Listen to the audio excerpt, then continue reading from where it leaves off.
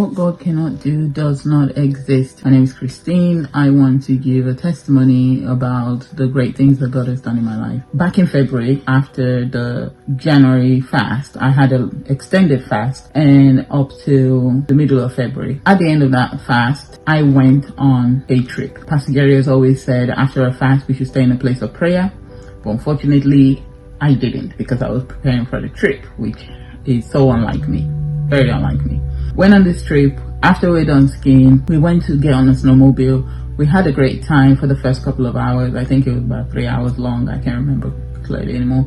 And I had a friend on my snowmobile. Towards the end of that ride, we ended up losing control of the snowmobile and went off the cliff, which is the side of the mountain where we were driving. My friend, thankfully, she fell off a little earlier as soon as we lost control. However, she got really hurt, really gashed her knee, which was pretty bad. Myself, I continued with the snowmobile further down. So about maybe like 50 meters or so, kept going. By the time I let go of the snowmobile, as I was hitting trees on the way down, unfortunately, I ended up falling with that great speed and got stuck in between the snowmobile and the bigger tree that caught us, myself and the snowmobile. As I was there, I kept blacking out. I could hear my friends screaming. As I was blacking out, I kept hearing a voice that kept saying, "Christine, move. Christine, you have to move. Christine, you can't stay here." And I just started getting very weak, tired, and weirdly comfortable where I was,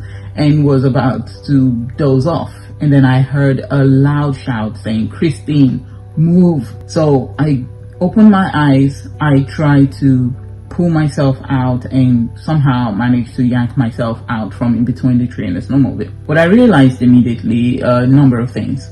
First off, I could take air in because while I was stuck there, I could not take any air in. Every time I tried to expand my lungs, nothing was coming in. At that point when I pulled myself out, I could take in oxygen. However, the process of pulling myself out, I had this sharpest pain ever, and I'm someone who can tolerate a high pain. A sharpest pain coursed through my whole chest, and I had a whooshing sound at the end of it. But thankfully, through the adrenaline, held onto the snowmobile and the tree somehow to hold myself up and in place until rescuers came and got me. When I got to the hospital, I was diagnosed with pneumothorax, which was a puncturing of my lungs and also a slight head trauma. And I had nearly all my ribs cracked. And of course, there was one that was worse out of them all, which caused my punctured lungs. Following that, I had to go back to work. It was a very painful experience.